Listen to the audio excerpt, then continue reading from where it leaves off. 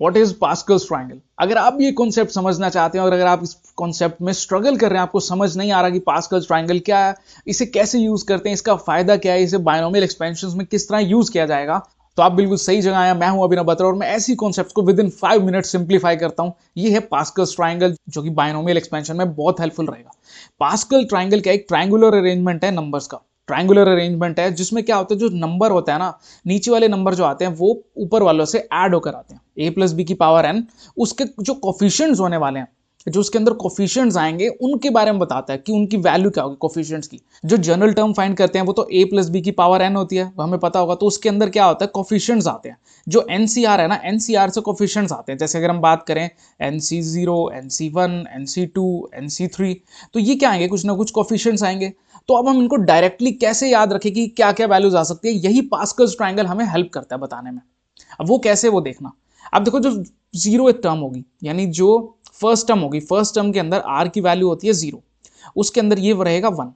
Next में क्या होगा, ये 1 और 1 एज इट इज आ जाएगा r इज इक्वल टू 1 के लिए। फिर r इज इक्वल टू 2 के लिए, 2 के लिए क्या होगा, 1 आएगा। देखो फर्स्ट और लास्ट टर्म तो सेम रहती है, बीच वाली टर्म होती है वो ऐड होकर आती है।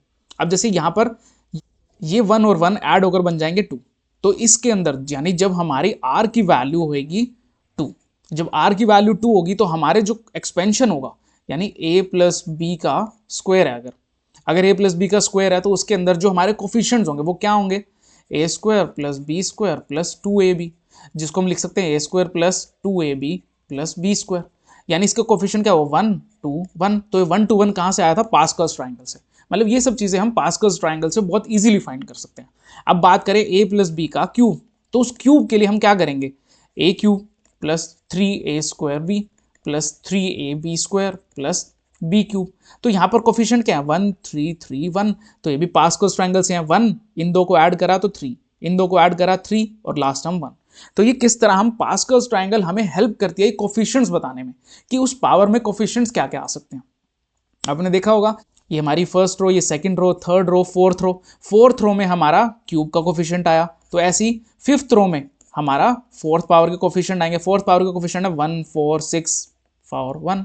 तो कैसे, एक पिछले वाला, जैसे कि हमने अगर हमारा फिफ्थ का एक्सपेंशन चाहिए हमें फोर्थ पावर का, तो वो आएगा फिफ्थ रो में।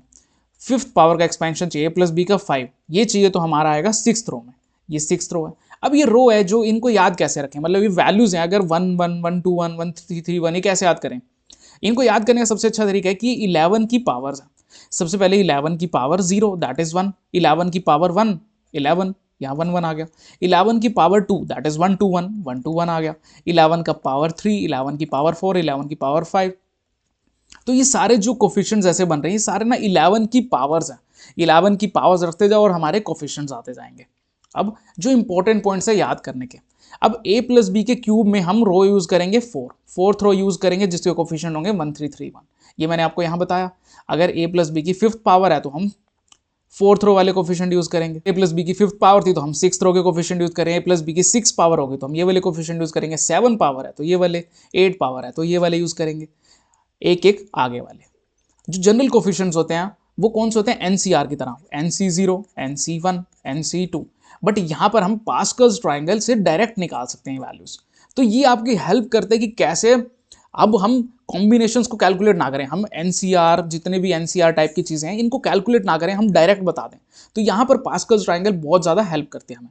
मुझे उम्मीद है आपको समझ आया होगा कि पास्कल्स ट्रायंगल क्या है और उसे कैसे कैसे उसके कोफिशिएंट्स हमें हेल्प करते हैं। अगर हमें कोई भी एक्सपेंशन फाइंड करना है, a प्लस बी की पावर हमें 7 फाइंड करना है। अब 7 के लिए हम एक अगली यानी 8th रो यूज करते हैं। उसके लिए हम क्या करेंगे, अब हमें देखो जो वैल्यू रहेगी वो रहेगी, पहला कोफिशिएंट 1 आ गया और वहां पर क्या होता है a की पावर 7, फिर अगला कोफिशिएंट है 8, तो 8 डायरेक्ट पुट करो। रैदर देन सॉल्विंग एनसीआर यानी कॉम्बिनेशन सॉल्व करने की जगह हम डायरेक्ट पुट कर सकते हैं। ये 8 आ गया और यहाँ पर क्या होगा, a की पावर 1 कम हो जाएगी, 6 हो जाएगी और b की पावर 1 आ जाएगी। सिमिलरली अगला कोफिशिएंट क्या है हमारा 28, तो 28 में a की पावर 5 हो जाएगी और b की पावर 2 हो जाएगी। तो ये इस तरह आगे चलता जाएगा। तो ये था पास्कल्स ट्रायंगल। आप, मुझे उम्मीद है आपको समझ आएगा कि पास्कल्स ट्रायंगल क्या है और ये कैसे हमारे कोफिशिएंट्स को फाइंड करने में हेल्प करता है, जिससे हम डायरेक्टली बायनोमियल लिख सकते हैं।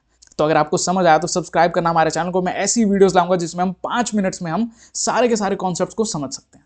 तो लाइक करना इस वीडियो को अगर समझ आया, शेयर करना अपने दोस्तों के साथ। मिलते हैं नेक्स्ट वीडियो में। Bye bye, take care.